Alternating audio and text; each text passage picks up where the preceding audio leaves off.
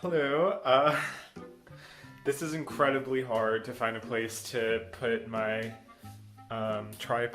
mini tripod,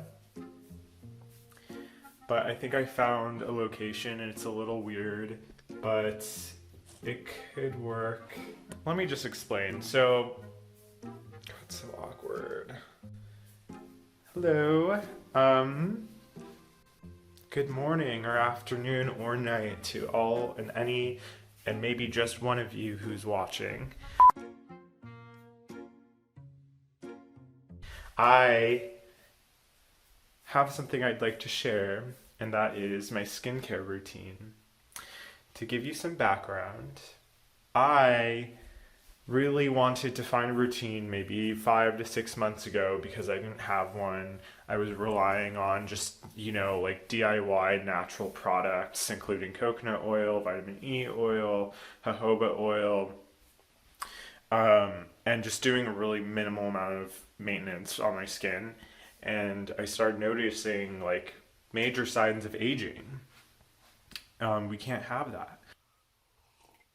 So 6 months ago, I started just really noticing signs of aging on my skin. And I was out to look for a solution, and I poured through YouTube videos, I watched a lot of Dr. Dre, and I finally settled on a routine. It really works for me, and to give you some context, my skin is, I don't really adhere to the idea that people have a skin type of dry or dry, oily, or combination. I don't know. I don't know what I'm trying to say. I think that my skin personally is just average skin. Like, it is prone to breakouts. I think that's what made me shy away from commercial products in the first place. I basically went many, many years without wearing sunscreen or any moisturizer, and eventually found, these quote-unquote natural products, which I had subscribed to the idea that natural was better, and I don't agree with that anymore. I think that you can use chemical products and they can be safe. If you have any kind of underlying skin issues, you should speak to a dermatologist. You can look through hours and hours of YouTube videos like me and find a good one for you, but if you don't have time for that, then going to a dermatologist could really, expedite that process. And they'll be able to recommend solutions for you that are tailored to you. But like I said, my skin isn't too fussy, but it does break out, so I wanted to find products that are non-comedogenic, meaning that it won't clog your pores and cause breakouts. And these are kind of things that I didn't know existed when I was young. So without further ado, I'm just going to go through what my skincare routine is. Sorry that was such a rocky start. I am not used to being on camera, if you can't tell, and I'm very nervous and I'm very scared. So let's get started. Let me find out where to put this damn tripod. To see my closet in all of its glory. Today I'm gonna actually use a salicylic acid face wash in the morning, and I don't always wash my face in the morning, but every once in a while I do, especially if I feel like I'm breaking out. I've been eating a lot of sugar recently, and that always triggers my breakouts. So I want to use this. It's from, I don't recommend this product. I'm just gonna be straight up with you. It has jojoba beads in it, which, I guess is meant to be like a physical exfoliant. I don't really think that you need to do a physical exfoliation because water and your fingertips alone will naturally exfoliate your face. But the reason I got this was because I watched a YouTube video of a dermatologist who went and into a Whole Foods and was just recommending products left and right, and this was one that she said could be good. I don't think she actually used it, but it's a salicylic acid treatment without any irritating ingredients or fragrance, and so that's the other thing that I avoid because I don't want to irritate my skin, even though I don't have really particularly irritation prone skin. Irritation can develop over time. So this product has, like I said, jojoba beads, but salicylic acid 2%, and it's just a wash, wash off treatment. So I don't use any kind of leave-on because I don't think I need that severe of treatment for my acne, if you can even call it acne. So yeah, I just started off with this. I do have a tendency to get blackheads, and I'm still relatively new in my treatment using Retin-A, which I'll talk about later tonight. But I think essentially what I'm saying is that maybe after a little bit more time using Retin-A, that's supposed to keep things like breakouts and blackheads at bay, but using an active like a BHA, which is what salicylic acid is, can really facilitate that process of removing blackheads. So anyway, I'm gonna stop talking. I realize now, like, I went from being really shy and nervous to being like extremely verbose. So I wet my face a little bit, and you'll see I'm not gonna apply this face wash to my entire skin, but just areas that are a little bit more prone to acne and I feel like are breaking out a little bit, including my nose, which is where my blackheads typically are. And what I do is just kind of massage this in to get that salicylic acid into the pores. And the idea is that the salicylic acid will sit in the pores even after you wash it off, and it'll work its magic throughout the day. So just rub it into the problem areas, which seem to be a lot for me right now.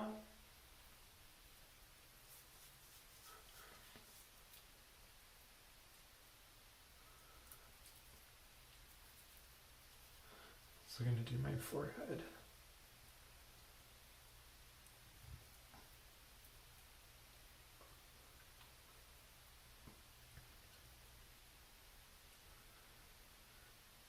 And like I said, this one is a physical exfoliant because it has those jojoba beads, but they're very small, and to my knowledge, jojoba beads are, I guess, like, if you're going to do a physical exfoliant, are one of the best things you can use because they're so uniform in shape and smooth, so it doesn't cause any micro tears. So you want to err on the side of caution when it comes to physical exfoliation because your skin just simply does not really require it.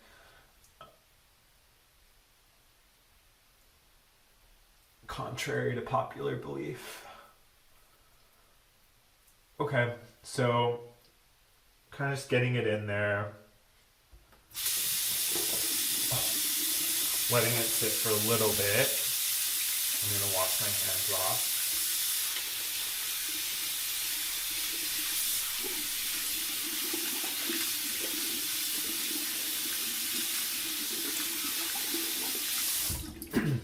I'm just going to let it sit for a little bit.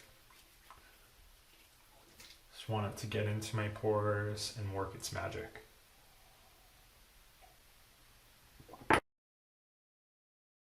Alright, I'm going to wash it off now. I'm using just lukewarm water. You shouldn't use hot water. It can really be irritating to the skin and drying. Okay, I washed my face, and I'm just going to lightly dry like my eye area so I can actually see, but it's important to keep your skin damp and not completely dry it off with a towel because what you're going to want to do is apply a moisturizer right away to damp skin. So I have this one. It's from CVS. It's a moisturizing lotion. It's supposed to be a CeraVe dupe for the CeraVe Daily Moisturizing Lotion. It has hyaluronic acid in it. And so I'm just going to apply it to my face, particularly in the areas that I just washed. And what it's going to do is hold on to the water. So hyaluronic acid is a humectant, and it can basically carry 1,000 times its weight in water. So it's going to hold on to the water that you've just washed your skin off with and make sure that it doesn't evaporate too quickly. So it can just kind of maintain moisture in your skin. So I'm just going to put it into the areas that was kind of just washing, and then slow down the evaporation process so that my skin doesn't dry out. So it's also worth noting that I don't live somewhere particularly dry, so hyaluronic acid tends to work well for me, but I think that if I was in a drier climate where it was like really wintry and cold, I might not use it, and I might use just, a regular moisturizer instead, like this by Aveeno, which has colloidal oatmeal in it, as well as petrolatum, glycerin, and benzyl alcohol. Cetyl alcohol, benzyl alcohol. I won't go too much into it right now, but maybe another video about who should use hyaluronic acid. But I think overall it's being touted as this like beauty skin miracle, but it can be really problematic for some people depending on where they live. So anyway, I applied that to my skin, and I'm gonna kind of like let it naturally dry now before I go in and start putting on my sunscreen. When I was like trying to figure out, this was something that was really hard for me to figure out when I was just watching YouTube videos, was like at what point do you apply the moisturizer? Because I was hearing people say not to allow your skin to dry, but I was like, how damp should your skin be in order to apply moisturizer? And what I found is that you just don't dry it off at all. Like, I patted my eyes dry because I couldn't open them physically because there was water on them and I don't want it to get in my eyes. But I think what I found is that, just as soon as you can, if it's out of the shower, like, don't dry your face off physically with a towel, but don't worry too much about it. When you're done with your shower, just apply the moisturizer as soon as you can. And that's what we do. We just do the best that we can. We can't be perfect, and I don't know that there's necessarily a perfect way to do this, but the idea is that you prevent the water from evaporating too quickly, because that's going to dry your skin out.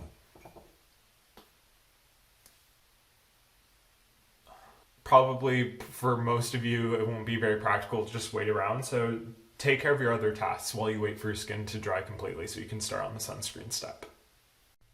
Alright, so it's dried sufficiently, and now I'm going to go in with sunscreen. My sunscreen happens to also be a moisturizer. I should have said in that previous step, maybe I did say it, I just can't remember because my memory's shot. I don't, on top of not using like a BHA every day, I rarely wash my face in the morning. I haven't in the past month. I think I use that BHA solution like maybe once a month at this point. But typically I'll just start directly with sunscreen. Like, I don't even apply water because I don't think you need to. I shower at night. I wash my face at night. And I don't think it's necessary. And that's how a lot of other people feel too. So I don't feel like I'm alone in that sentiment. So I'm going to start with my sunscreen. And this one is a Japanese brand sunscreen that I bought on Amazon. It's the Hada Labo sunscreen gel. And it's a chemical sunscreen. It uses ingredients that aren't approved for use in the US, but are highly effective. It also gives a PA rating, which tells you how good it is at blocking UVA rays, which are primarily responsible for like aging effect that the sun and UV rays have on your skin. So anyway, I use this for my beard area because I can't use a physical mineral sunscreen in that area because it leaves a white cast, and I just can't do that. It looks very odd. But this one's nice. It kind of has like a yogurt consistency, and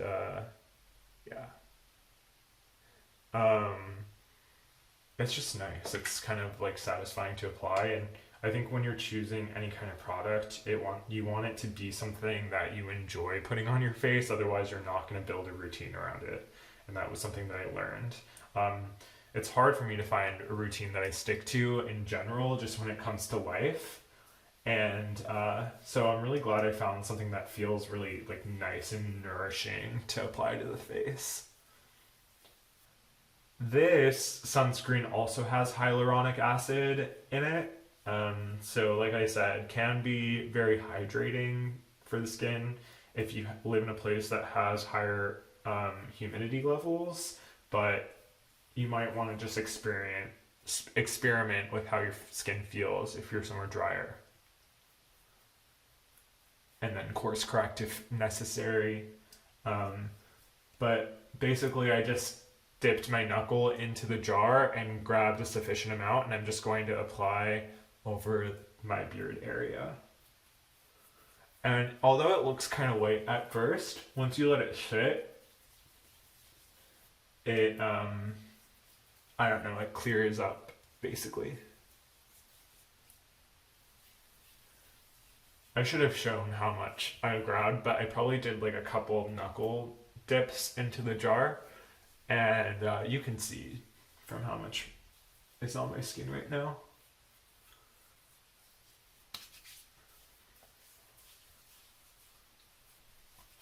And another thing I learned just from watching so many YouTube videos from, you know, how the right way to apply sunscreen is that you're probably not applying enough. So I usually will go in and just do another quick coat.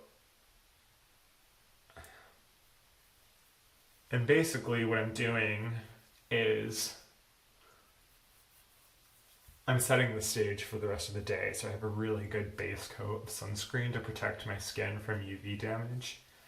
And although I'll apply again throughout the day,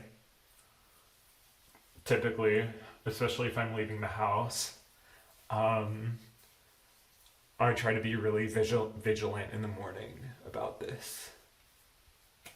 So, like I said, I'm not able to use a mineral sunscreen for my beard, but the rest of my face I use this Dermatology brand,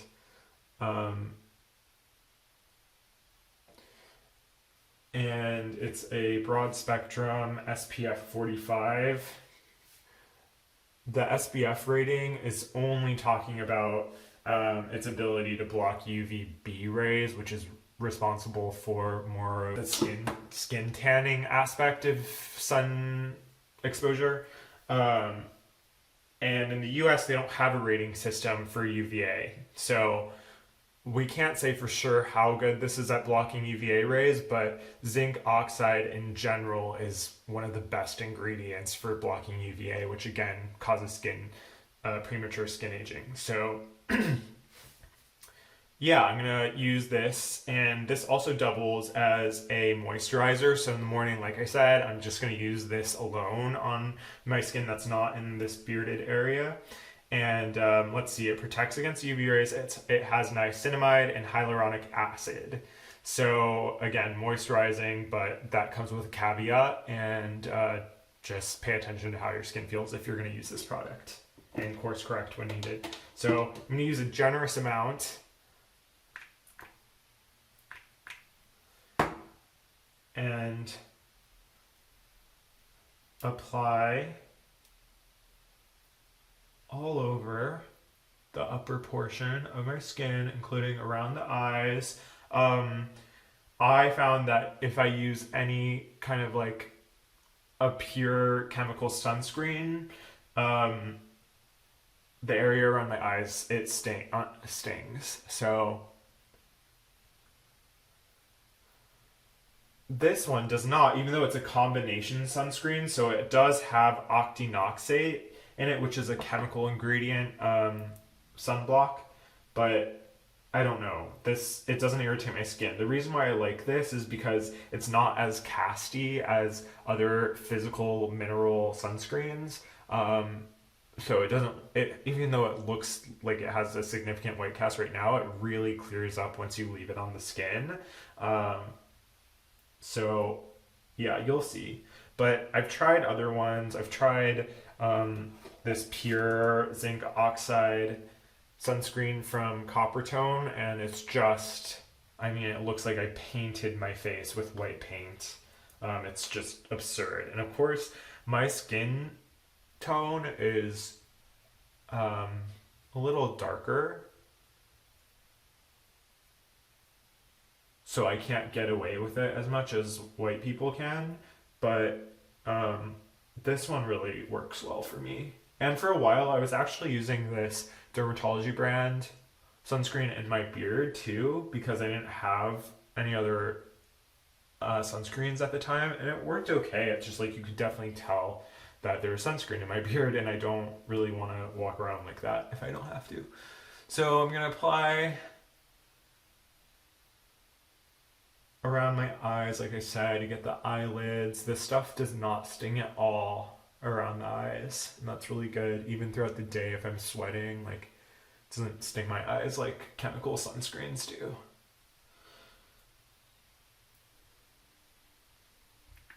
So now I'm just going to apply a little bit more because, like I said, it's never enough. And really, to achieve the SPF rating that's stated on the bottle, you need to use a lot. And so it's kind of misleading in a way. But you probably are not using enough, and that's why it's a good idea to have a higher SPF sunscreen. Definitely higher than 30. Some of that mineral sunscreen got into my beard, so I'm just going to try to blend it up and out of there. Because that's going to look kind of weird. But you might be able to see already that it's kind of disappearing, the cast. Shoot, I forgot the most important part, or one of the most important parts of sunscreen and sun protection. That's lip sunscreen. I use this Vanicream broad spectrum SPF 30, water resistant, 80 minutes physical sunscreen, meaning that it's made using titanium dioxide and zinc oxide, so it's all mineral based, and it does leave kind of a gnarly white cast, but I found that it clears up. I don't know if I'd purchase again, but I still haven't found a really, really good lip sunscreen, and that's really important. I feel like the lips are commonly neglected. Also, you can see, like, you know, with that, the Dermatology brand sunscreen, it's cleared up a fair amount. I'm not going to say that you 100% cannot see a white cast. I think you still can see it. And that's just going to be the case with any sunscreen that has a physical blocker in it, like zinc oxide. My skin's darker, obviously, and it might not be the case for white people. But, you know,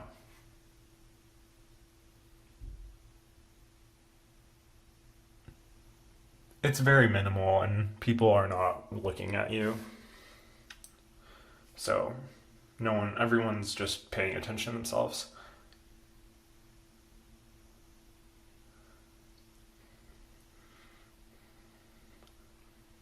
So yeah, I just put a little bit on and then kind of rub it in. You can see it's pretty white. I like it though. It's good enough for now. If anyone has any suggestions, please let me know. Especially if you have maybe a darker skin tone. I guess I could just do a chemical lip sunscreen, but something about that is a little concerning to me because it's going on my mouth, and I likely am ingesting some of it at some point during the day. So I don't know. Let me know. Okay, check in later. I realized that I forgot to apply to the neck. This is a very important part, so don't skip it. But yeah, we want to apply sunscreen to our necks as well. I always wash my hands before I touch any part of my face or neck. But yeah, it's important because the skin around the neck and the eyes in particular are a lot thinner and more susceptible to damage from UV rays. So whatever I do to my face, I try to do to my neck, and was just a little thrown off by filming today. But yeah, I apply a generous amount around there, and I also do the ears, which I also forgot. So this was a really dropped the ball today. Hope you forgive me.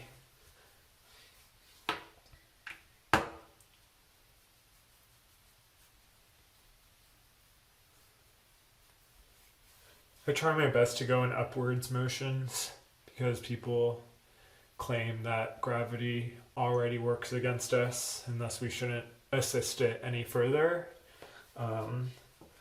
I don't know if that really has any merit, but I've heard enough people say it that I buy it, and it's not like a very difficult practice to implement. So yeah, also just gonna do my ears, and then I'm ready for the rest of the day.